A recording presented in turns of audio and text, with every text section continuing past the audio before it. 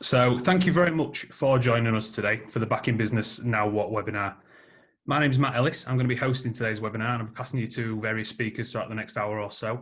I'm a Senior Health and Safety Advisor. I'm based at the Gainsborough head office. I've got client base in loads of different industries, specialise in fire safety and education mostly. And we will get into it, guys. So just the first slide on who Starlight Kane is. So who are we? So we are Starlight Kane Associates. It was founded in the year 2000 by our managing directors Ismail and Richard Kane. As you can probably tell from the branding, we are celebrating our 20th anniversary this year, which unfortunately the pandemic has put a bit of a stop to some of the plans that we had. So we'll be moving that on to next year, I'm sure. So over the course of the last 20 years, we've developed four main arms of the business. So health and safety. So as I'm sure most of you are aware, I'm sure a few of you are clients, we can provide a tailored health and safety package to businesses of all sizes. We work nationwide and we've got industry specialists in a vast variety of industries. So the second arm and the other original arm of the business alongside health and safety is HR and employment law. So our employment law experts can assist organisations with all things human resource. So things such as contracts of employment, employee handbooks, grievances, disciplinary procedures, just to name a few. One of the newer departments is the training department. So we all know the importance of training. It's an essential part of a health and safety and HR management system. My colleague Faye will be delivering a section on training as part of this webinar. So I won't go too much into the details of our department. I'll leave that up to Faye. And last but not least, and the newest arm of the business is compliance. So SK Compliance, this complements the above services. So again, we all know the importance of servicing, inspections, calibration, and my colleague Tally will be delivering a presentation as part of the webinar on that department. So I'll leave the finer details to Tally. So if you want any more information about Starlight Kane Associates, please feel free to visit our website, starlightkaneassociates.com. Contact us on 01427 678 660. Or feel free to email us at admin@sk8.co.uk. Sorry, sk8ltd.co.uk. So just a few housekeeping parts to start with, guys. So some key information to remember for this webinar. Please feel free to use the Q&A function if you've got any questions for the presenters. We will be moderating the questions and we'll be trying to answer as many as possible live after the presentations. So feel free to fire away. Anything that we don't get a chance to answer, we will look to issue either an FAQ or answer the questions directly to the attendees or via a bulletin. So we'll try and get your answers one way or another. We'll try and address as many as possible on the webinar though, don't worry. If you've got any technical difficulties, please feel free to use the chat function. If we can just leave that to technical difficulties and then the questions for the presenters through the Q&A function, that would be brilliant. And a recorded version of this webinar will become available on the Starlight Kane website and our YouTube page. So please feel free to visit that. So today's presentations, we will start off with Back in Business from a health and safety perspective. This will be delivered by my colleague, Sean Allen, Health and Safety Advisor. We'll then be moving on to staff training. That'll be delivered by our training manager, Faye Bevington. And as I mentioned, the introduction to SK Compliance, that will be delivered by Natalie Herdwell, Compliance Manager. And last but not least, Back to Business from a HR perspective, that'll be delivered by our Senior HR Advisor, Mr. Ben Crawford. So I will pass over to Sean now. Sean, are you okay to share your screen, please, mate? Yeah, thank you very much, Matt. Great stuff. I will. Okay, so my name is Sean Allen. I'm a Health and Safety Advisor at Starlight Kane, obviously. I've been with the company a year and a half, and I look after health and safety in various industries, a whole range of industries, with my speciality being in leisure and hospitality. Okay, so I'm just going to talk to you a little bit today about getting back to work, really. There's been a lot of companies and a lot of individuals who have been furloughed for periods of time, who might have been away from the workplace for a long time, and indeed a lot of businesses that maybe haven't been able to trade for a long time. And you're coming back and everything's different now, and you know, we've got all of these considerations to think about COVID-19 and other things. So you might be just a little bit up in the air about what you need to do. So hopefully we'll be able to answer a few of your questions today and just allay your fears a little bit.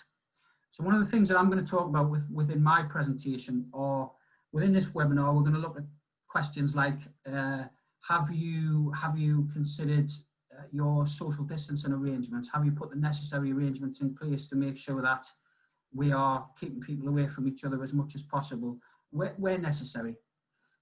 Have you undertaken a COVID-19 risk assessment? Because a COVID-19 risk assessment is vital for your business. It's one of the first things really that people should have been looking to have done when they get back into the workplace is, okay, this is where we are now.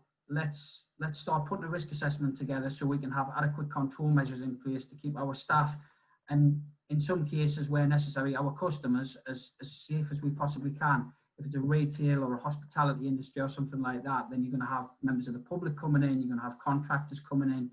Are we considering and looking after them as well? Because obviously we've got health and safety responsibilities for our staff and anyone who is not a staff member also. So we'll look at things like that. And just to follow on from that, have you suitably communicated your risk assessment to your staff? Because it's fantastic having this all singing, all dancing risk assessment in place and saying, look, we've got this, we're compliant, but actually have we gone through that with our staff? And do they fully understand the fundamentals of what we're asking them to do and what we've got in place? So they're just some things that we might want to consider.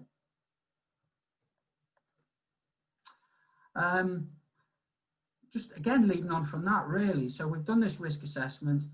We've brought our staff back off furlough. Even staff that haven't been on furlough might still be a little bit unsure about what they should and shouldn't be doing. So have we carried out training? Now, our training manager, Faye Bevington, is going to speak to you after this presentation, and she's going to talk to you a little bit more about the intricacies of the training. But really, for me, it's one of the fundamentals of any business, and it's one of the fundamental things that makes health and safety tick. If we're not training our people, then we can't expect them to be doing what we need them to be doing. Okay, so you must make sure that obviously there's adequate training in place, especially now with obviously COVID-19 and the fact that there has to be changes in the workplace. Have we sat our team down and have we done a structured training session to fill them in on exactly what's expected of them? You might be looking at things like compliance. And again, I'm not going to touch too much on it because our compliance manager, Natalie Herdwell, is going to talk to you in one of the next presentations more about compliance. But the things I would be asking would be, okay, so a lot of people outside of your business might have been furloughed. Pad testers, water treatment experts, people who come into your business and check your temperatures, flush your taps for you, that sort of thing. So it might well be that actually your fire alarm testing might be out of date. Your fire extinguishers might not have been serviced. You know, these are all things that we can look at and we can help you to do. And you might be running around panicking, thinking, "Oh, I haven't had the emergency lights tested in the last however many months." Okay, so we just look at things like that really. And the other thing would be, what do we do in the event of a first aid incident within the workplace? Because actually, there's new considerations regarding first aid now. We would always do things like putting gloves on and making sure that appropriate hygiene is in place. But now we have to consider social distancing. We have to consider cross-contamination between casualties and ourselves. We have to consider not just gloves, but other methods of PPE. So we'll talk about those kind of things as well as we move forward. Is there any questions on any of them first couple of sessions, Matt, please? No, we've not had anything come back in just at the minute, Sean, mate, but I'll let you know as soon as we do. Okay, thank you. I'll move on to the next section then. So in terms of social distancing, one of the things that I've come across with a lot of places that I've been looking is adequate communication. So, you know, posters telling people where they can go, where they can't go, one-way systems with directional arrows on floors. Now, that's not going to be possible for every single business, but where it is possible, those are the sorts of things that we would be recommending that you do. Floor markings, which indicate people being 2 meters apart wherever possible.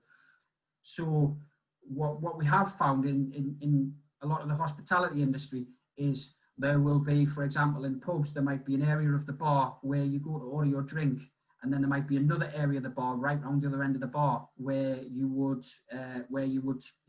pay for it. And then a lot of places do things like table service only, you know, so they've considered that we're not going to have a lot of people standing and congregating in one area. Again, it's all just really well thought out and robust stuff in a lot of examples that I've seen so far. So things like that are always good to do. Think about toilet facilities within your premises. A lot of places are doing one in, one out systems for the toilet. Okay, so you might well have 5, 6, 7 urinals or whatever it is in a toilet, but actually, if we can restrict it to one person in, one out wherever possible, then that's going to help with our distancing as well. Segregation of staff and customer toilets. So instead of maybe 30, 40, 50 people touching door handles, you might only have 2 or 3 or 4 staff. So just look at things like that potentially as well when you're looking at your welfare facilities. You might want to look at things like separate seating areas, bubbles for staff. So potentially instead of having 10, 11, 12 staff congregating together, you might have them separated into a bubble of 2 or 3 people, and they don't mix in any of the circles, if you like. So they're not interacting with other members of the team. A lot of places are doing screens between staff and customers. So again, that gives that extra layer of protection for the staff. So any sort of dispersed droplets of breath or anything like that potentially are going to hit the screen instead of coming through and you know, the staff then breathing them in. So wherever possible, and it's not going to be possible in every circumstance or every situation, but wherever possible, we would potentially look to have things like screens in place. And again, finally, just to sort of confirm on that, loads and loads of signage around the place, not conflicting signage. Obviously, we always need to be careful that we don't have too much signage. As we all know, death by signage kind of renders it ineffective. So what we want to be doing is just making sure there's enough signage to adequately educate your customers and your staff so that they know that you're doing everything reasonably practicable to keep them safe and secure and prevent infection wherever possible. Is there any questions on that element, anybody? Matt, has any questions come in? Or? Okay, so I think we'll just move on to the next section there. So I mentioned at the start about the COVID-19 risk assessment. Now, again, some businesses and some people might not be familiar or au fait with the writing of risk assessments. Basically, what we need you to do is to just assess all the hazards associated with managing your business and then put in place suitable and sufficient control measures and make sure that those control measures are trained into your staff and your staff are fully aware of how to implement them. We would look at things like the catching and the spreading of the virus, which leads back into the social distancing thing that I just mentioned. Have we done everything reasonably practicable to reduce the risk of people contracting the virus from surfaces? So is there adequate hygiene measures in place? Have we got hand sanitizers located around the building? Things like that. When staff are traveling to and from work, we should be avoiding things like car sharing wherever possible. And we should be, wherever possible, if people can cycle or if people can walk to work, fantastic. Public transport, obviously we're all aware of public transport from the government guidance and things like that. So wherever possible, if people do have to use public transport, then really that should be minimal. And then face masks obviously is still required to be worn on public transport.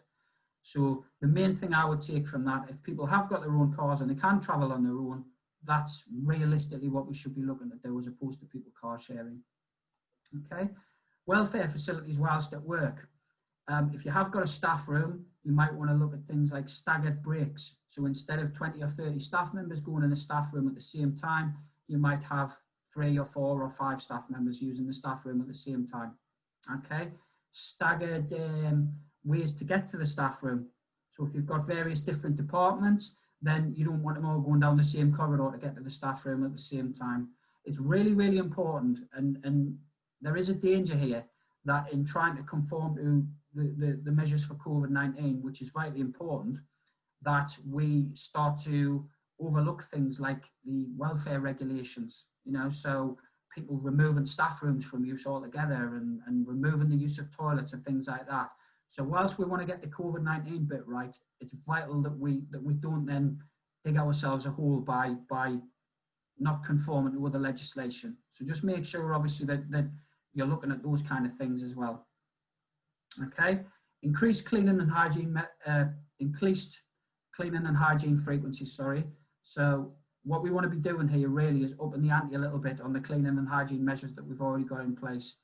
Further cleaning, more frequent, use of hand sanitizers all around the building. That's all the sort of thing that we want to be looking at, really. Lack of social distancing measures I've already talked about, and then first aid measures. If we do have to render first aid, people, how are we going to go about it? Have we got enough first aiders? So it could be that you've had staff furloughed, and I know my colleague Faye is going to talk about it in more detail, but if we've had staff furloughed, have you got all your first aiders back? And have you got an adequate supply, essentially, to manage your business? Have your first aiders had any kind of retraining or briefing on what they need to do under the current circumstances regarding COVID-19? So these are all things that you're going to want to be looking at when your staff do come back into the workplace. And then just really to talk a little bit about administering first aid. Really, for me, the things that you want to be considering are, have your staff been issued, your first aid staff, have they been issued with the relevant PPE to undertake first aid? So obviously gloves have always been really, really important, suitable gloves when we're touching a casualty, when we're in any kind of close contact with a casualty. But I think we need to be increasing that now, the level of what we're doing. So as opposed to just first aid gloves, really your staff want to be issued with an apron, they want to be issued with a face mask, a face covering for when they're administering first aid to someone. And what I would say is ask yourself, do they need to be administering first aid to these people? If a casualty, for example, has a small cut or has something that they could potentially administer the first aid to themselves, then really I think we should be encouraging those people to treat themselves. Cross-staff transmission shouldn't be that much of an issue in the first place, because what we're doing is, as part of our risk assessment, we're asking staff to inform us if they've been ill, if they've been in contact with anyone in the first place. And really, if they have, then they shouldn't be at work at that point in the first place. So we shouldn't have anyone who's got symptoms in the workplace. But regardless of that, when we're doing first aid, we need to make sure that obviously we're taking all precautions. Anything that they do use in terms of PPE needs to come off straight after the first aid and be discarded appropriately. Okay. Are you familiar with the up-to-date Resuscitation Council guidelines on CPR? Because if you're not, they're available online. They're available. We've got information, if you log onto the website, that can tell you about that. Okay. But in terms of CPR, obviously, key things would be is that we are not bending right down, opening the airway and putting our ear next to a casualty, checking for breathing. We are still checking for breathing, obviously, but it's from more of a distance, if you like. The use of rescue breaths at this moment in time are not recommended. So CPR, chest compressions only, with some kind of face covering over the casualty's face. Okay, so if you need more guidance and clarity and you need to be more familiar with what, hopefully you don't have to be doing CPR in the first place. That's obviously the best scenario. However, if it did come to that, then you just need to be fully aware of what the requirements are. Have all your first aiders receive refresher training upon their return to work? We need to make sure, again, I can't overemphasize the importance of training. If we are bringing first aiders back to work, we need to be having that sit-down meeting. We need to be having refresher training sessions so everybody's absolutely crystal clear of what they have to do. Do you have the correct first aid equipment? Is it in date? Is it easily accessible? If your workplace has been closed for 6 months, it might well be that half of your bandages and your eye wash and your plasters and your antiseptic wipes, they might have gone out of date. So you need to be checking your first aid box and making sure that everything you've got is suitable and fit for purpose and is appropriately ready to use. And are you aware of the RIDDOR reporting requirements for COVID-19? So obviously COVID-19 now comes under the guise of an occupational disease. And if you have a confirmed case which was transmitted in the workplace, then that will need to be reported under RIDDOR. Okay, so again, that's something that we can help you with as an organisation. If you're unsure about RIDO reporting, and I know a lot of people are, then we have experts here that can assist you with doing that. And then just what I would say is just communication. I'm very, very big on communication. I know we as a company are. Once you've undertaken your risk assessment, it's vitally important that you go through this with your staff, because as I said before, it's no point just having it and not telling anybody about it. Your staff need to know exactly what you're doing as a business. And actually what that's going to do is that's going to instill confidence in them that you're looking after their welfare and you're doing the right thing as a business. So you need to make sure that you communicate regularly with your staff. Some ways of doing this: organised team training sessions, so something structured. And ultimately, what is a training session? It can be 10 minutes, it can be half an hour, it can be an hour. The length of it is really dependent on what the message is that you have to get across, and then you being confident in the fact that actually they've understood what you've said to them. So we can do it that way, or we can do team safety briefings. Again, that could be 10 minutes before the start of a shift. But it's important that you're keeping channels open between them and you, and that's not just top down. That's giving them the opportunity to come back to you and feedback anything that they might think. So I'm always a big believer in that. Your staff are at the forefront of what you're doing, and actually, if they've got something that they can contribute and add, which is going to add value to the way you're doing things and your safety measures that you've got in place, why not utilise that? Okay. Reinduction to the workplace, potentially. If people haven't been in the workplace for 6 months, then show them where the fire exits are again. Show them what the alarm system sounds like. Set the alarm off so they know what the alarm system sounds like. Show them where the welfare facilities is. Show them that actually this is your staff toilet now, and it's 1 in, 1 out, and you need to sanitize before you go in and out, and all of that sort of stuff. So we're not talking necessarily a fully fledged induction, if you like, but just the key essential elements of an induction. I believe that's worthwhile doing, especially if people have been away from the workplace for a long period of time. And then what you could do as well is you could encourage your staff to assist with the creation and implementation of your risk assessment. And I've already alluded to this earlier.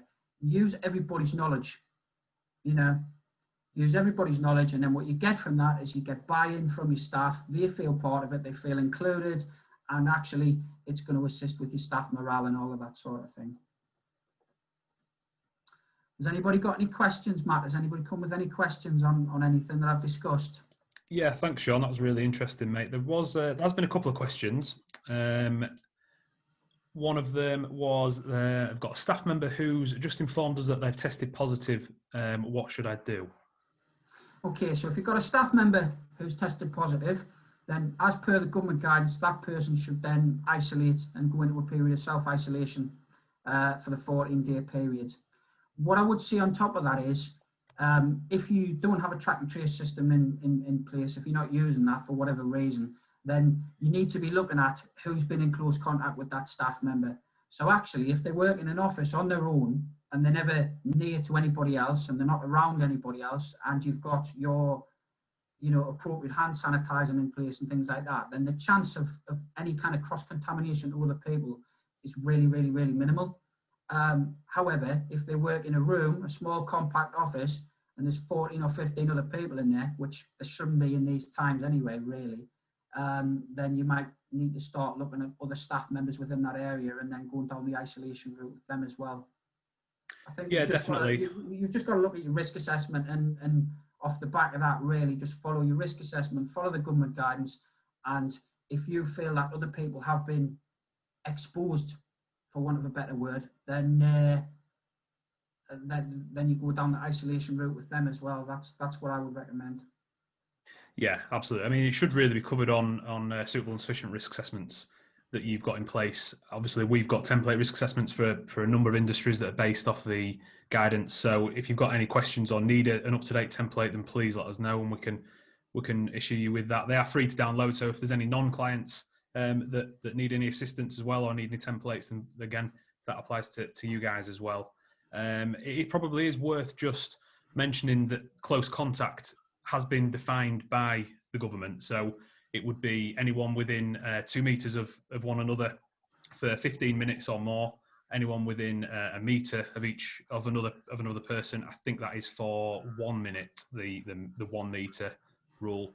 And obviously things like sharing cars, that would all class as close contacts, which would then warrant the self-isolation for those people. So that's great. Thank you very much, Sean. There has been another question come in, but I think it's more training related, so I'll hang on and ask Faye that question. Okay. But brilliant. Thank you again, mate. So as that slide suggests, it is now Faye Bevington, our training manager, next up. Faye, if you're okay to share your screen.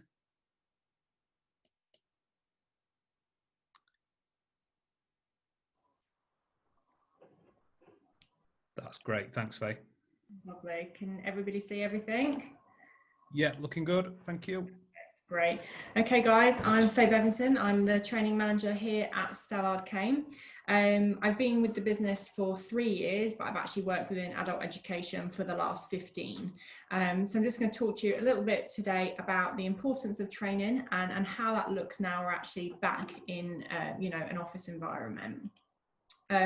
So I wanted to start with was actually a quote from Henry Ford, who was for his time really progressive in terms of the training that he offered his staff and also kind of the overall well-being of his staff as well. So as you can see here, it says the only thing worse than training your employees and having them leave is not having training them and having them stay. So basically, there are so many benefits that come from training your staff. It really does look to improve morale. Your staff will require less supervision if they're trained. You're going to have fewer incidents and accidents on site. Your staff will become more of an asset to your company. And you will have increased productivity. Now, I know myself at the moment that a lot of training has been put on hold because it's non-business critical at this time. It's an area where obviously savings can be made, almost instantaneously for businesses. So we really appreciate that, there are a lot of things that are on hold, but just do please bear in mind that actually the overall importance of training is not going to diminish just because of the current situation that we find ourselves in. Now, Sean's obviously touched on communication, but I do really want to just reiterate this point with you all. As Sean was saying, it's really, really important and really valid that any of your COVID risk assessments, any changes that you're putting into the workplace is communicated out to staff. What you don't want is staff that have been on furlough for months and months and months, coming back into the office and being unsure about new processes, new procedures. As Sean mentioned, you could look at having, smaller inductions for people when they're back into the workplace. Communication really is the key during this whole situation. It's going to motivate your staff. It's going to improve their morale. It really is the only way to give and receive information between yourselves and between your staff. Keeping those lines of communication open is really important. Communication is what can drive cultural change within a business and eventually change behavior. You're going to ensure that if you have got these lines of communication open, that there really is embedded understanding with your staff of what's expected of them and what the changes are within the workplace. And kind of circling all of that is it really does establish effective leadership. What you don't want is for your staff to be back in the building and be unsure of things, be upskittled, because that really creates a seed for unrest really quickly.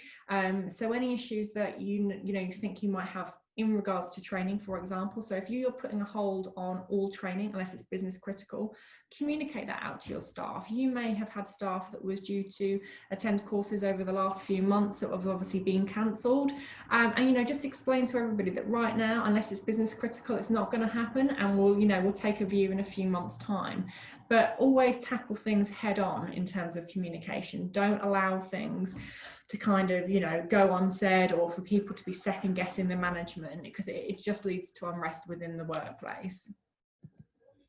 Now we are back in the building, and back in the business, I should say. Have a look at reviewing your employee assistance program if you have one in place. This can often offer things such as counselling service, financial advice to people. It's going to offer a real good package. The one that Stella Arcane we have what's called a Wobot, and it is an app that you put on your phone, and it kind of helps you to track your own mental health and things like that, and kind of indicates to you activities and cognitive behavioural therapies that you could maybe look at doing to help yourself feel a bit better. So if you don't have something like that, I recommend speaking to one of our HR advisors, and they can maybe talk to you a bit more about that, but just really look at, if you do have a package, making sure it is still fit for purpose for the staff that obviously are coming back into the business. Also, now is a really, really good time to look at actually your mental health first aid provision. You're going to have a lot of staff who may be actually really run down, really exhausted. They've worked all through the last since March. Maybe your business hasn't been able to allow them to have any time off. You're going to have people, like I say, that are exhausted. On the flip side of that, you're going to have people that have been on furlough for 4 or 5 months are coming back into a workplace. They may feel unsafe, they may have childcare issues, they may be getting anxious about being back in the workplace. There's also some people who have been working from home and have now been told to come back into the workplace, and actually there may be issues around that and how that looks, like I say, in terms of their childcare and things. And you're going to have a lot of staff that will be anxious, that will be suffering, and maybe people that haven't ever kind of had those feelings before. So making sure that you've got mental health first aiders available to them, however that looks like, whether it's through platforms like this, through Zoom, or face-to-face, obviously allowing for social distancing. It's really important. The mental health first aid course, it is a 2-day course. I always recommend having a minimum of 2 mental health first aiders in your workplace. If you just have one, you will find that your mental health first aider is very likely to burn out, because they are going to be taking on all of the stresses and anxieties and other issues of all of your staff, and actually that can be really overwhelming. So having 2 just really does split the load. So like I say, it's a 2-day course. It's something that we can either come into your workplace and deliver if you have a lot of staff that you think would require it, or if not, we have national contracts in place with providers up and down the country that we can, find you a local provider for that. So how has training changed? The biggest change, almost instantly, was the uptake in e-learning. There's so many benefits of this. It can be done from home, it can be done from a laptop. A lot of employers right at the start kind of use this as a really good opportunity to make sure that staff CPD was up to date, and use e-learning as a platform in which to do this. Now, the issue around e-learning is mainly that actually your staff have to be able to self-study and have to be motivated to actually complete e-learning. They don't have a tutor at the front of a room kind of, disseminating the information and making them join in activities and, really making the learning more kinesthetic for them. It's just them sat at a computer and doing it, and that does not work for everybody. So it's really understanding how your staff learn. Also, there's obviously an IT requirement. If you're doing e-learning, you have to have a computer or a tablet. Your staff may not have access to that, or may not be computer literate enough to have that as a method. So it's things like that you need to bear in mind as well if you're going to look at e-learning packages.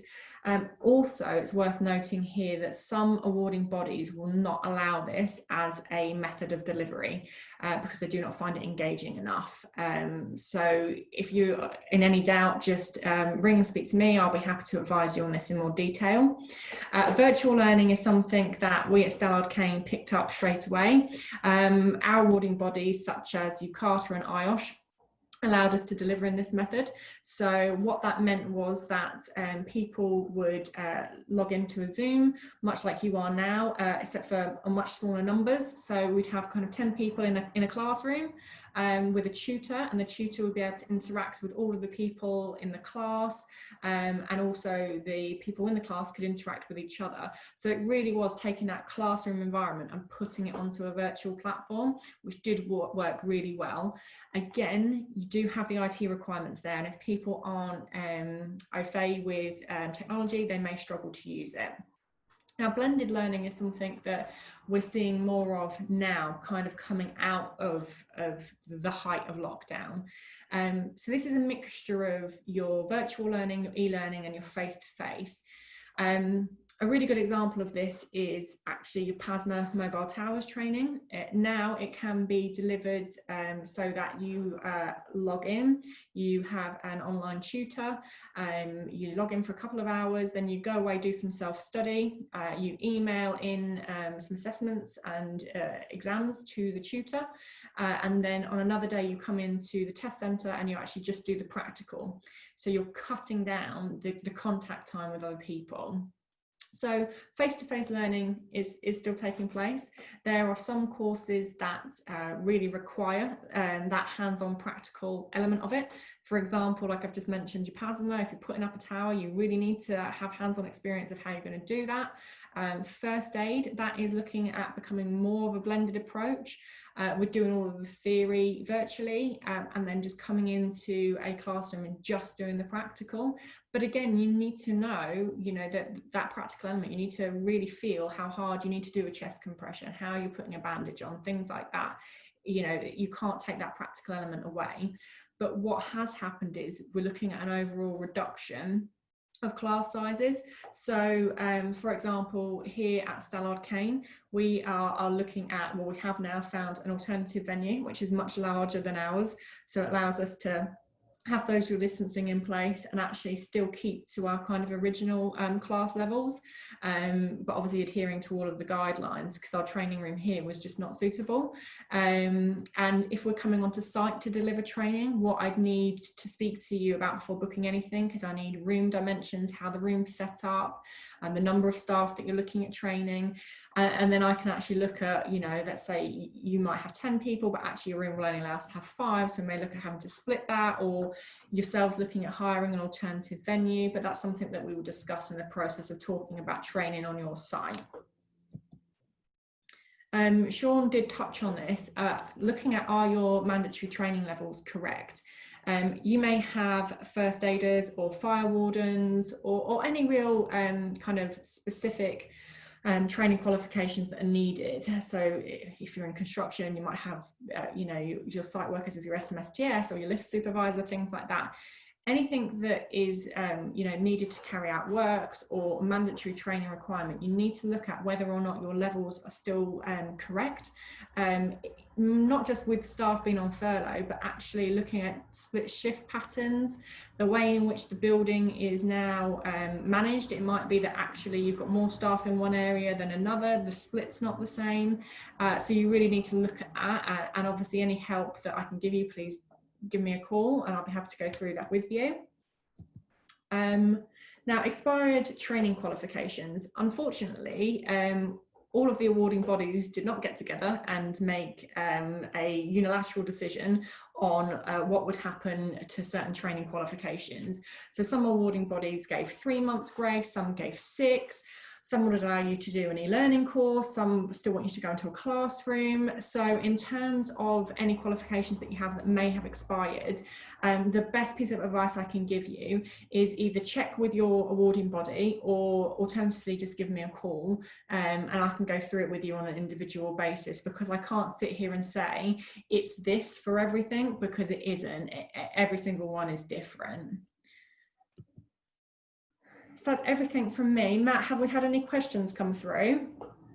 Yeah, that's great, Faye. Thank you. Really interesting. There has been a few questions, actually. The first one was, when will Stallard Kane be returning to classroom-based training sessions? But I think you sort of touched on that briefly. Yeah. So we've now got an alternative venue which we are able to hire. We're just in the process of scheduling all of our open courses. They will be on our website by the end of next week. In terms of face-to-face, if that is something that you want at your site, like I said, we just need to have a conversation about your room dimensions and looking at the practicalities of that. But we are back to face-to-face training. That's great, thank you. And Sam has asked, is there a training video or something similar which outlines the changes to administering first aid? I think that was asked when Sean was presenting, but I thought it might be a bit more Yeah, so there's not a video that I'm aware of, but actually if you leave all your contact details, then I can have a look and see if there is anything that does outline those changes that you can then disseminate to your staff, because obviously that would be a really useful tool. But as I've sat right here, I'm not 100% sure, but I'll certainly look into that and get back to you. Okay, excellent. So the next one was my SMSTS certificate has expired. What should I do? Okay, so CITB are the awarding body for SMSTS. Right at the start of lockdown, CITB said that actually if your certificate expired, then you could just do the refresher course rather than the full course again, because their stance has always been if you let your certificate expire even by 1 day, you'd have to redo the 5-day course, not the 2-day refresher. But they lapsed that during lockdown. However, because now face-to-face training is back, and virtual training has been allowed, we'd need to look at the date at which your certificate expired to actually be able to know whether or not they would honour the 2 days, or if actually their stance would be, well, you know, you could have gone on a virtual course in the last month or two, this has really gone on too long, you need to do the full course again. So the best thing I could say would just be scan me a copy of your certificate and I'll be able to speak to them on your behalf, and then I'll be able to get back to you on that. Brilliant. I suppose that applies to a lot of awarding bodies. It's still in a bit of a figuring out process, aren't we, I think? Yeah. And last but not least, we'll go with, how do I know how many first aiders I would need on site? Okay, so again, you know your site better than I do. So what I'd do is I'd send you a calculator. There's one for your fire wardens as well. You put into it staffing numbers, the way in which your building is split, if you have any pregnant people or younger people working for you, or if you have any members of public in, you put all of this information into the calculator, and then it will tell you how many emergency first aiders you would need and how many fully trained first aid at work employees you would need. And then from that, we can look at either coming to your premises and delivering a closed course if you have large numbers, or again, like I mentioned earlier, we have national contracts in place and we're able to find you local providers that would be able to obviously meet those requirements for you. Great stuff. Thank you, Faye. Well, that was really interesting. Definitely some good points, and it's watch this space really, I guess, with a lot of the training situation through this period. So yeah, brilliant. I'll hand over now to the next presenter, Tally, if you're okay to share your screen.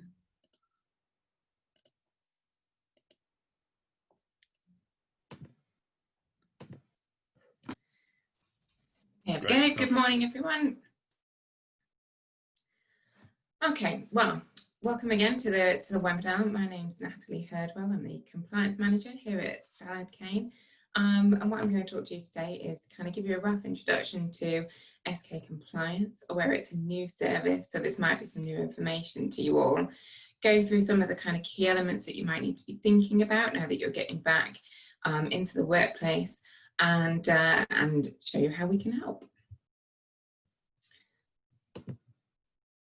So, SK Compliance, like it says, we are here to help you keep your business in check. I joined the company in October last year, having spent the last 13 years in facilities and operational management. We really saw at Salad Cane an opportunity to enhance the level of service that we're providing to our clients, but also to the world at large, to enhance, what we're coming out and talking to you about on a regular basis. Your health and safety and HR advisors coming out and doing your compliance audits on an annual basis. So we're asking you, have you had your PAT testing done? Have you had your fire extinguishers serviced? Have you got a Legionella risk assessment, asbestos management checks? And actually now we can do all that for you. The compliance team offers a wide range of checks, surveys, assessments, all of which can be provided as individual services whenever they're needed, or as part of a regular ongoing package. We also incorporate another company called PAT Test UK Limited, which is a business we brought into the family in February of last year. This means we now have a team of PAT testers, electricians, and a calibration service, all part of the Salad Cane family. We operate nationally, so we have engineers working across the country who are able to come to your site, create an inventory of your PAT testing items, test those items, carry out your fire extinguisher services, and we can then monitor that for you on an ongoing basis, whether you choose, for example, to pat test your IT equipment on a 2-yearly basis and your white goods on a 1-yearly basis. We manage that diary for you, and we'll get in touch with you ahead of time to make that booking. At the beginning of lockdown, we gave all our existing clients a 3-month extension on their PAP testing service with some advice on easy visual checks that your employees can use. But obviously that's now overdue, or due to be booked in for many of them. And a lot of people are asking, what do we do if a lot of our team members are still working from home, or what do we do now that they're coming back into the office? Remember, there are some easy visual checks that you can do to make sure that you're working safely. A laptop, by its nature, is a portable appliance, but you need to ensure it's not overheating, the power pack unit isn't overheating, there aren't any evidence of frayed wires or misuse or damage to the plug itself. If any of those things are true, then obviously give us a call and we can book in a test and any repairs that might need to be carried out. But remember, it is an employer's duty of care, an employer's responsibility, to take that duty of care to ensure that any equipment that's being provided to your employees is safe to use. You need to remember that any equipment that's usually static, for example, printers, desktop computers, monitors, those sorts of things, should be checked every time they're moved. So if people have taken them home, they should be being checked there. But if they're being brought back into the office whole scale just now, it's a good time to be rechecking those, despite, if they're not due just yet. If they've been moved, there's more potential for there to be damage or to be, a degree of unsafeness for your staff. We can visit home workers if that's required. We do that, again, we do that nationally. So please do call us for a quote if you've got a lot of your workers still at home, or if you're getting back into the office, you need some PAP testing doing. Now, some of the other key services you might need to consider now that you're back at work or planning to get back into your office space or your warehouse or whatever it is, whatever kind of space you're working in. Have you booked your key services? One of those things might be Legionella. All buildings, no matter the size or extent of the water systems they have on site, should have a Legionella risk assessment. Further to this, you need a written control scheme, competent people if you're doing simple in-house checks and sampling yourselves. We can supply thermometers, we can calibrate those on an annual basis, and the training team can arrange training for those of you who wish to have competent people on site. There'll be a big risk in your building water system from Legionella bacteria during the lockdown period, especially if you haven't been in doing regular tap temperatures, regular flushing through, because waters do stagnate, which creates an ideal environment for bacteria to breed. So ideally, if you've not gone back into your workspace just yet, call us to arrange a full disinfection and flush through, along with the appropriate sampling to ensure your sites are free from harmful bacteria. Air conditioning and ductwork is something else that it's important to think about. If your building's been mothballed for a while, it's really important to think about cleaning your ductwork, especially ahead of the cooler times coming upon us. If you're using warm air ducting for your heating, in a larger space like a warehouse or an industrial environment, a buildup of dust within those units that will then be disturbed by turning them back on can lead to what we call sick building syndrome symptoms.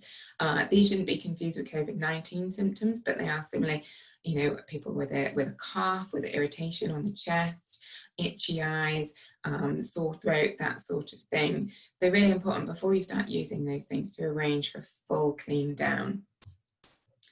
The risk of spreading COVID via air conditioning is low as long as you're using a fresh air intake system. There is more guidance on the Health and Safety Executive website on this, but it's important to remember that if you're starting to use these systems again, get a regular service booked in and get a deep clean booked in ahead of time. The use of nitrogen in air conditioning system cleaning at this time is particularly important. A purge using nitrogen means the system will be thoroughly cleaned and decontaminated of any harmful bacteria. Nitrogen also helps to absorb any moisture that might have been trapped in the unit, enabling a much more efficient run. A dirty air conditioning unit, especially one that hasn't been used in quite some time, is a breeding ground for mold, for bacteria, for germs. So get it cleaned and get a servicing regime on board, at least yearly, but 6 monthly is ideal. Workplace exposure monitoring is really key to think about at this time. If you've got noise, dust, vibration, any chemicals that might cause skin irritants, you should have a monitoring assessment done to establish your exposure times and your exposure limits. If your teams are going to be re-exposed to this, having been off-site for a number of months, you should be carrying out COVID health screening ahead of time, but this is also an ideal time to be then carrying out the regular health screening and the complete occupational health surveillance. We can arrange all of that for you, so please do just give us a call or drop us an email if that's something that you're interested in.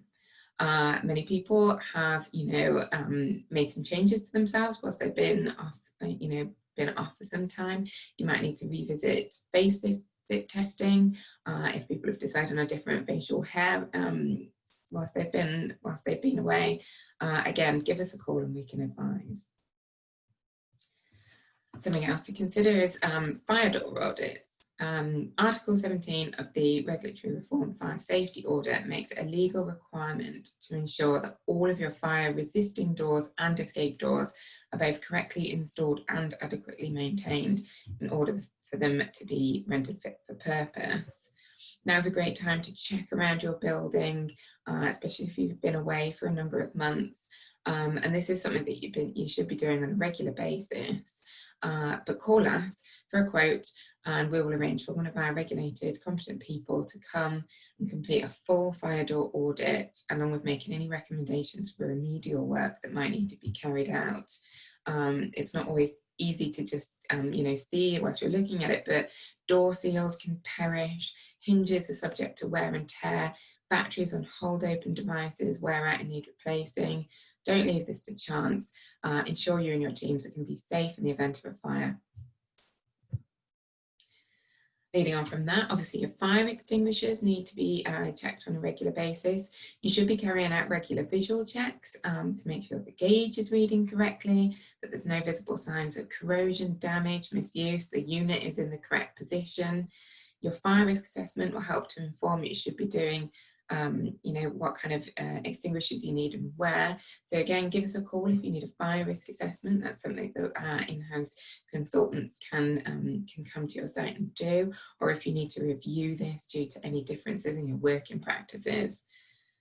Our multi-skilled engineers can come and carry out your fire extinguisher servicing at the same time as your PAT testing, which is a really cost-effective option and, decreases the amount of disruption that's happening on site. Same person doing a range of different checks is really, really much more efficient way of doing things.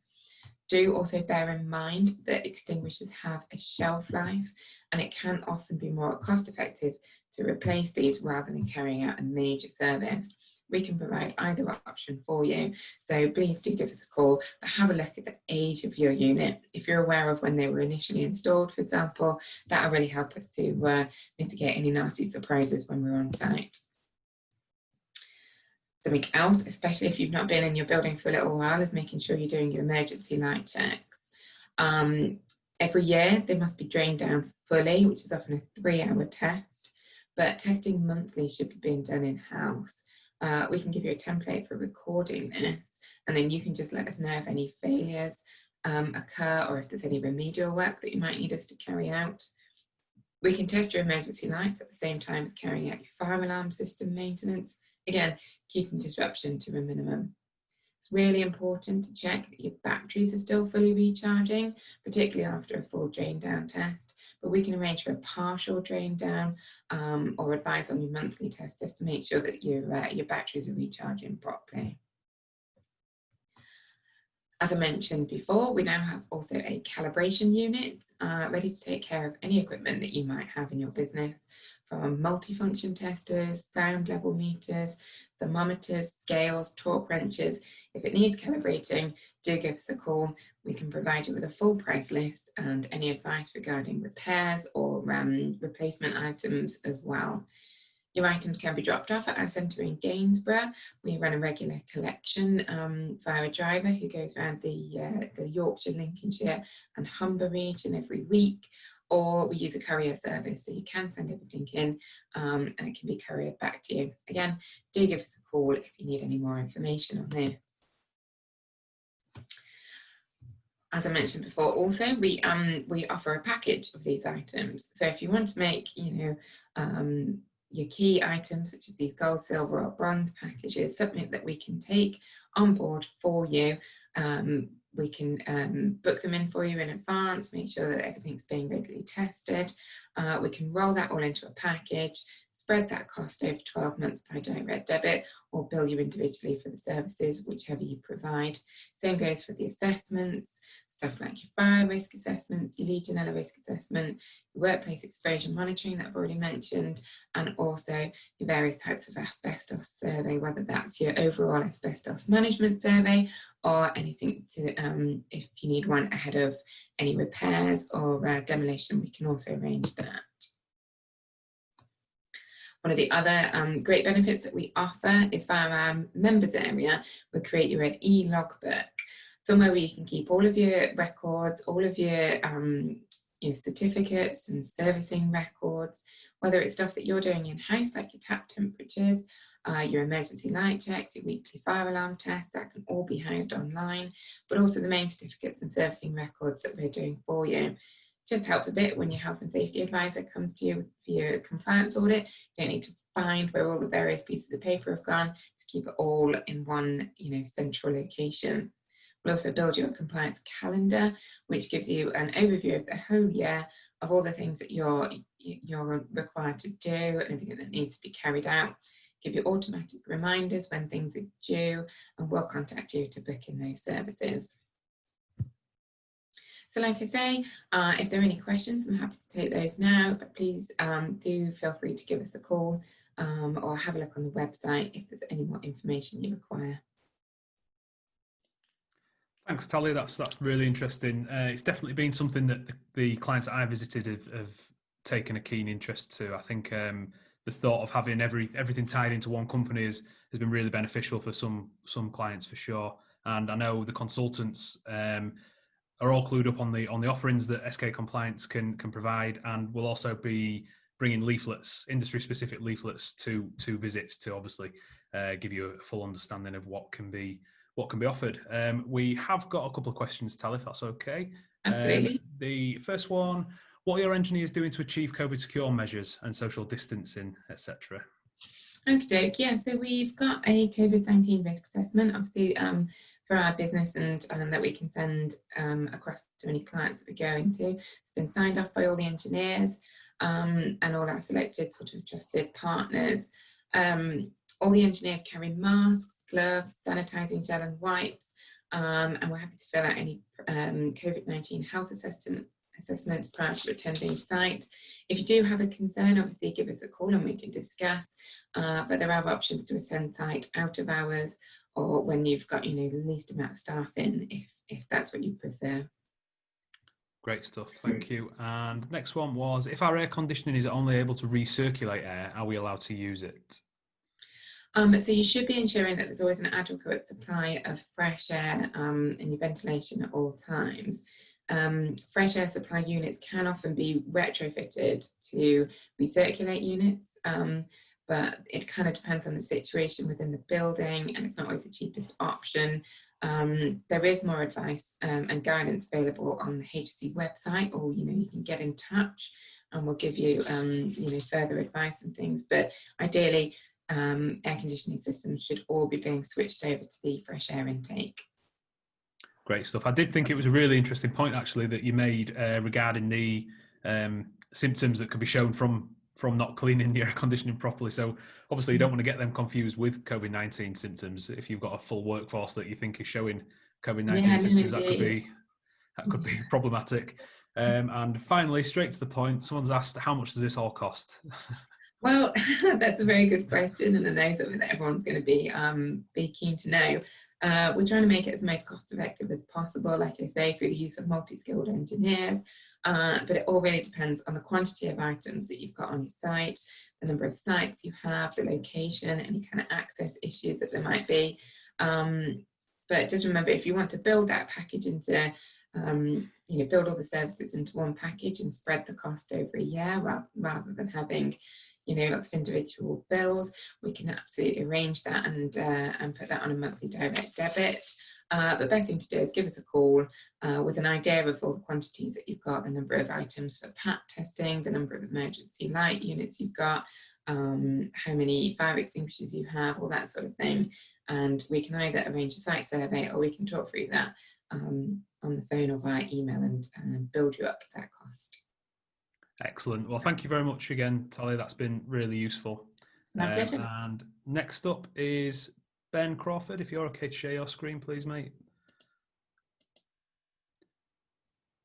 Great stuff. That's fine. What I might do, Ben, is because obviously we'll get quite a few questions with the HR, where presentations usually. I know yours is divided into 3 sections, so I'll maybe stop you and ask the questions relevant to each section if that's okay, just to make it a bit easier. Yeah, no problems, Matt, whatsoever. Okay. Good stuff. Brilliant. Well, as Matt said, my name is Ben Crawford and I'm the Senior HR Advisor at Stallard Kane. And I've been with the organisation now for just over 9 years. In this section of the webinar, I'm going to cover a HR update in regards to being back in business. As Matt just said, we're going to split the section into 3, actually. It's come up before there, but the first section will be an update on the furlough scheme. So in a previous webinar, we did run through the furlough scheme. However, since then, there's been further changes and amendments to the scheme. Some have already taken place, and some are coming about in the next few days and months ahead. The second section of this section will then look at returning to work, the ending of shielding, and what to do if employees refuse to return to work, which is something we've come up against a number of times. And also, as part of that section of the webinar, we'll also be looking at flexible working applications, as that is something that we've come up against quite a lot. The final section we'll then move on to is holidays and the self-quarantine rules, which again is something that is a very hot topic at the moment. Okay, so if we start off then looking at the furlough scheme. So as you may be aware, the furlough scheme became effective as of the 1st of March this year. And initially, the furlough scheme meant that for those companies that were affected by the COVID outbreak and couldn't operate, employees could furlough their employees, which would mean that they would have to remain at home undertaking no work. And they could claim a grant from the government for up to 80% of their normal wage, up to a cap of £2,500. During that initial period of furlough, employees shouldn't have been doing any work for the company. However, an interesting report came out over the weekend to suggest almost 6 million of the 9 million workers who are on the furlough scheme potentially still were working during furlough. So it'll be interesting to see how HMRC enforce any penalties that they're looking to impose for doing such. Okay, that was the case up until the 1st of July when the flexible furlough scheme started, which you may all be aware of.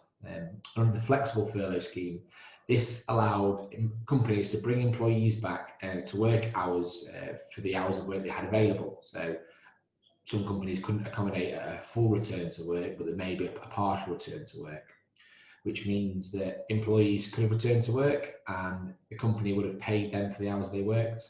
And then for the other hours where they usually would have been at work, but there was no work, they could still make use of the furlough scheme. Okay. So as I say, initially the government contributed 80% of employees' pay and the employees' national insurance and pension contributions. However, as of the start of this month, the 1st of April, the government reduced the amount they were paying in regards to employees on furlough, and they started off by reducing the and requiring companies to pay employees' national insurance contributions and pension contributions. So that's an effect. That's a change that's already taken effect. The next change that is coming around, and it starts from the 1st of September, so in a couple of days' time, is the government's going to start reducing the amount of furlough they pay. So it's currently at 80% of an employee's average wage. It's going to drop from the 1st of September down to 70%. This will then mean that the company employers will have to step in and pay that 10%. So employees will still receive 80%. Now it will be made up of 70% from the government and 10% from the companies. And that will be the same then until the 1st of October. And then from the 1st of October, that then changes again. And the government's contribution drops again then from 70% down to 60%. And organisations will be expected to fill that void really and increase their contributions from 10% to 20%. The plan is by the end of October that the furlough scheme will end altogether. And that's the latest information that we've had. However, again, another announcement that came out over the weekend was from the German Chancellor, who gave the green light for their proposals for their version of the furlough scheme to continue for up to 24 months. So as of yet, nothing's been confirmed. There's been no further announcement from the UK government as to whether they'll look to increase our furlough period. But it's just interesting to see what other countries are doing, and that may be something that we follow suit on. But as we know, for now, our furlough scheme is coming to an end as the end of October. Matt, I know furlough is quite a hot topic. Have we had many questions come through on that? Yeah, I'll answer. I'll ask this one, mate. It's quite an interesting one, really, because this firm have mentioned that they were busy throughout the lockdown period, but now work's actually drying up. So they're obviously the opposite to most other firms. Can they now furlough people, or is it too late? Yeah, good question. And we've actually a couple of times people that were really busy throughout the lockdown period, and for some reason now work is starting to dry up a little bit. But unfortunately, the furlough scheme was closed to all new entrants as of the 30th of June. So unless those employees served a minimum period of 3 weeks on furlough leading up to the 30th of June, you won't now be able to now furlough them because they'll be classed as new entrants, and that won't count. There's some exceptions, as if employees returning from maternity leave and whatnot. But in that scenario, no, if those employees haven't previously been on furlough, then unfortunately you will not be able to furlough at this point under the current guidelines. Okay, that's really interesting and good to know. There was no other questions on the furlough, mate, so I will let you get back to it. Brilliant. Yes, that brings to an end of the furlough section of the HR update. So we're now going to move on to returning to work. And we're aware that many employees have returned to work in some form or another, not necessarily full-time, but the flexible furlough scheme allowed employees to return to work in some guise. However, with the changes to the furlough scheme that we've just talked about and the requirements for companies to make more payments towards the furlough scheme, and also with the shielding being paused. So as you may be aware, individuals with underlying health conditions, certain underlying health conditions had been written to and had been advised to shield. However, from the 1st of August, they all received a letter to advise that shielding is now being paused and they are being encouraged to actually get back into the workplace. So as I say, we've seen a large number of employees returning to work already. But however, there still are some companies that haven't returned yet. So what we would say is if you are looking to get people back into the workplace prior to them starting back in the workplace, to send out an employee availability form. And this is a form that is available on our website for you to use, because it may be that employees' ability to be in the workplace has reduced to what it was before it went into lockdown. And that could be for a number of different reasons. We're looking at potential childcare issues, we're looking at sort of transport issues and getting into the workplace. So a range of reasons. So what I would advise is to write to our employees, get them to send in this availability form to let you know how they may have been affected, so that the company can work together with that employee and find a good solution all around it to see if we can get them back into the workplace. Another thing to consider prior to opening the workplace again, I suppose it's more of a health and safety thing, but is ensuring that the workplace is COVID secure. So ensuring that you've undertaken your relevant risk assessments and that you've communicated these adequately to all your staff prior to them to return to the workplace. which leads on nicely to employees then who still refuse to return to work. And we've had that already with clients that have already opened up their workplace. Employees, as Sherry mentioned earlier, anxious about returning to the workplace, and what should we do with those employees? Well, in the first instance, I would look to arrange a call or a meeting with that individual and to sit down with them and go through their concerns. We can then therefore explain to them the measures and the COVID secure procedures, I suppose, you've put into place to ensure that the workplace is safe, whilst taking on board their concerns and their considerations. But if you as a business are happy that your business is COVID secure, if that employee still refuses to return to work at that point, there are a few options available to you. First one is trying to work with them. Can that employee work from home? Can you allow that person to continue to work from home? If you can, that's absolutely brilliant. If you can't, though, and you really need that employee to return to work and they still refuse, if it's due to genuine concerns, we might need to look at placing that employee on unpaid leave for a period of time until they are happy and comfortable to return to the workplace. However, if we feel that their refusal to return to the workplace is unreasonable, then in worst case scenario, we may need to look to take disciplinary action against that person. Now, that's always something that we try to avoid if necessary. You don't really have to go down that route. But I say there's no genuine reason as to why they are refusing to return to work. Then that is an option available to us. Okay. With regards to returning to work now, what we are finding is following the COVID-19 outbreak, when we went into lockdown, a lot of companies changed the way they work. And when I say that, I generally mean a lot more people working from home who would never worked from home before. Companies who previously hadn't considered it or didn't think it would work have actually found, in most cases, it's worked quite well for both the organisation and individuals. But as companies now return to the workplace, what we are finding is that there's an increase in flexible working requests. Whenever I've spoken to clients previously about flexible working, there's a misconception that flexible working is just people reducing their working week, working less hours. However, working from home would be another potential flexible working route, really. So just to let you know, that any employee that has 26 continuous weeks service is eligible to lodge a flexible working request. Should you as a business get any flexible working requests, what I would advise you to do is follow a proper process in dealing with that request. So in the first instance, we would consider, look, how is this request going to work, for both us as the business and the individual? And if the request is reasonable and it is something that you can accommodate, then there's no harm in accepting that request and confirming that in writing. But just to let you know, once that has been done, that then is a change to a contract, and no one party can unilaterally revert that then to the old working processes. So the company can't then turn around 6 months down the line and say, we now need you back in the office full time if you've agreed to a flexible working request. You'd have to get that agreement from the other party and vice versa. Okay. However, if when you are considering that request, it is not something that you can accommodate, and just because people have been working from home during the lockdown period doesn't necessarily mean you have to accept it full time moving forward. So you can turn down a request if that falls into one of the 8 genuine business reasons for doing so. And any of our clients, our HR clients, will have been provided a flexible working policy.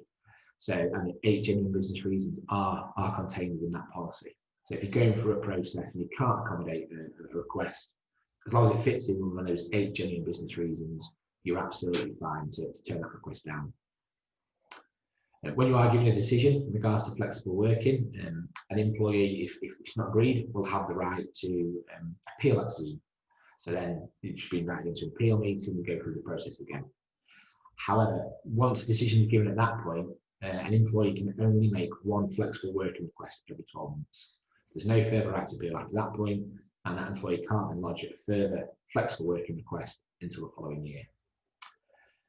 When it comes to handling flexible working requests, we've just advised trying to be fair and consistent.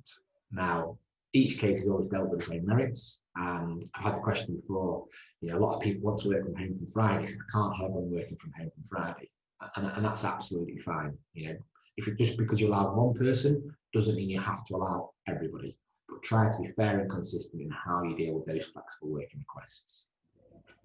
Should you as a business get any flexible working requests and you need any assistance, please do not hesitate to contact your HR advisor, and we'll be able to help you out and talk you through the process. Okay. Matt, do we have any questions come through on returning to work and flexible working? Yeah, I think this one probably ties in with it, mate. So I'll ask it now. It's if our employees are working from home, do we have to pay job expenses tax relief? Yeah, it's a good question. A lot of individuals with organisations and factories and offices closing down have been required to work from home. And I've had a number of times actually employees asking, well, am I entitled to any sort of tax relief on this? Well, interestingly enough, from the 6th of April, the government have said that companies can pay a tax relief of £6 per week for employees who have to work from home. And the important point of that is employees who have to work from home, not those who choose to work from home. So yeah, if you have to work from home, then you can request that your employer pays a £6 a week tax relief. If your employer refuses to do so, which they are within the right to do so, an employee can request that themselves, and they can fill in a P87 form online for the tax relief. Okay. Yeah, that's brilliant. Thank you for answering that. No problem. No problem. So that brings to an end that section of of my area. So the final area then to look at is holidays. So in the August sort of summer holiday period, this is usually our busiest time when it comes to holidays. And this year has been no exception in regards to the number of questions and queries we've had on holidays, but it's been slightly different because the COVID outbreak has stopped employees being able to travel to certain countries, or as we now know, when they've returned, they have to complete a period of self-quarantine. So lots of questions actually in the last few weeks about holidays. So to start off with, just to let you know, just to confirm, that employees on furlough are still accruing holidays. So even if they've been on furlough throughout the period, those employees are accruing holidays. Even if employees haven't been on furlough, for those that have been at work still, it's very important, to try and ensure that all employees take their holiday where possible. Both from a point of view for the employees who've been on furlough, but also those that have been at work. You need that rest and relaxation away from the workplace. As you may be aware, the government introduced some emergency legislation following the outbreak in regards to holiday and the carryover of holiday. So they've said that where an employee has been unable to take holiday because of the COVID-19 outbreak, up to 4 weeks of their holiday entitlement can be carried over for up to the next 2 holiday years. And the important thing here is this is where employees have been unable. So if you as a company have not been able to accommodate a request because you are too busy in a certain area and you can't have someone off, or if you've had employees on furlough and you couldn't afford to top that furlough up to full pay while they're on holiday, you could turn down that request. So those employees can carry their holiday forward. However, if it's a case of an employee not wanting to take their holiday because they can't take their annual trip to Spain or Portugal or Greece or wherever, that wouldn't necessarily mean they have to carry the holiday forward, because the employee has had the ability to book holiday. It's they then have chose not to take it. In that scenario, though, I would review your holiday entitlement and make sure that your employees are taking holiday. I know a lot of people use a lose it or use it system.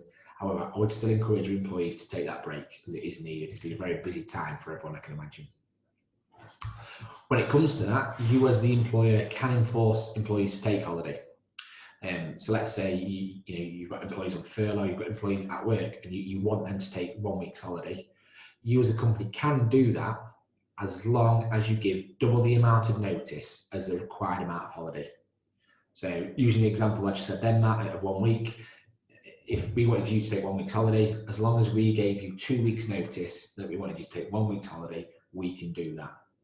If employees are on furlough, you'd pay them the furlough payment, and then for that week's holiday, you just top that up by 20% or 30% or 40%, depending on what month it's in, up to the fact that they get a maximum, their normal pay for the period they're on holiday. Okay. Another question we've had quite a lot though is in regards to cancelling holidays, and can companies cancel pre-arranged holidays for individuals? Well, the strict answer is yes, but I'd caveat that by saying I would make that a last resort. If for some reason you want to cancel someone's holiday, you can do so by giving them the same amount of notice as the number of days holiday. So again, Matt, I'm looking at if you've got a week's holiday booked, we at Stella Arcane could cancel that holiday by giving you 1 week's notice. My concern would be there is if you as an individual have paid and booked for a holiday or days out and you're going to lose out financially, that could lead to grievances and potentially even constructive dismissal claims. So if as a company you really need to cancel someone's holiday, in the first instance, I would look to speak to that employee in question, advise them what you're looking at doing and why, and see if you can get their agreement to postpone the holiday. If the employee though can't and they're dead set on the holiday, for me, I'd be asking the company, look, what would you do if this employee got knocked over by a bus? If you're now saying you can't do without this employee for a week, what would you do if they weren't there? And usually there is a solution, a scenario, and I'd go for that scenario. And looking at cancelling holidays would be your absolute last resort because of the fallout that could come from that, as I say, in regards to grievances and potential constructive dismissal claims. Okay. Which now leads us on to another area we're getting a lot of questions on in regards to the self-quarantine rules. So there's a lot of employees that at the start of lockdown or when lockdown was starting to ease were booking holidays to Spain or to Greece or to Portugal or to France. However, week by week, these countries are just getting ticked off in regards to countries that you now need to self-quarantine once you return from those countries. So if you have an employee that has booked a holiday to France and they're still looking to go, when they return to work or when they return to the country, to the UK, they will currently have to self-quarantine for 14 days. There's a couple of options of how you as the company could address that. First and foremost, I would look at, can you allow that employee to work from home for that 2 weeks? And if they can, brilliant, that you can accommodate that. If you can't accommodate the individual working from home, the another two options, either the employee could take that time as holiday, if you can accommodate that and they have enough holiday, or alternatively, that would be unpaid leave. If the employee can't come into work because they're self-quarantining, we're looking at a period of unpaid leave. Now, if you as a company are worried about employees continuing to book holiday and what that might mean, it may be worthwhile sending around a memo to all staff to say, if you do book a holiday abroad and you have to self-quarantine when you come back, this is what we'll do. And I say, if you're a company that can accommodate working from home, brilliant. If not, a period of unpaid leave or additional holidays to be taken. And the other important thing to remember is a holiday request is just that, it is a request. And if you as a company can't accommodate that request, you know they'll be looking to travel to one of the countries on the self-quarantine list, you are within your rights to turn that holiday, that request down. And if an employee's already booked and paid for a holiday, unfortunately, in line with your holiday procedures, the company won't be liable for that. Okay. Yes, that's everything I've got on the holiday and quarantine section. Matt, do we have any further questions on that area? Yeah, just a quick one, really. If there's an employee who is living in a house where someone has returned from holiday and they have to quarantine for 14 days, does the other person also have to, even if they've not gone on the holiday? Yeah, good question. And that's again something I've had a couple of times. Either someone's housemate or a relative has travelled abroad. Does your employee who lives with that person have to self-quarantine too? No, it is a strict rule. What the individual should do is try to socially distance and keep themselves away from that person who's self-quarantining. But if your employee hasn't been to the country, and they don't need to self-quarantine. It's just the individual that has. But where possible, if they live in the same household, they should keep the distance, and socially distance. Okay. Excellent. Thanks, mate. And yeah, brilliant. That was really interesting, Ben. There's some great points, and it's an ever-changing topic, as is everything, I think, in this this time. Yeah, so that's something to bear in mind. But thank you for joining us today, guys. That does bring us to the end of the webinar. As mentioned at the start of the presentation, The video will be recorded and will be available on the Star Arcane website and YouTube page for those that would like to see it again. There are other videos on there. One thing I would say is just bear in mind that we've carried out a few webinars at this throughout the pandemic. Obviously, the legislation, the guidance is changing all the time. So, for example, the first webinar we did was in May. A lot of the furlough stuff that Ben would have spoke about at that particular point will be now outdated. So just bear that in mind. Although there are some great points on those webinars. I know Faye did a really good bit on mental health for home workers, which is still applicable, and also just general PPE in the workplace throughout the COVID-19 pandemic. So definitely go back and look at those, but just bear that in mind, guys. We have answered pretty much every question, so there probably no need for a bulletin with any unanswered questions. But if you've got something that you need to ask urgently and you're an existing client, obviously please get in touch with your health and safety or HR consultant, whichever topic it is that you wish to discuss. If you're not a client, you've got a question, by all means, please email the admin@skaltd.co.uk email address. And thank you very much for your time, guys. I hope it's getting back to normal for everybody as quick as possible, and take care. Thank you very much.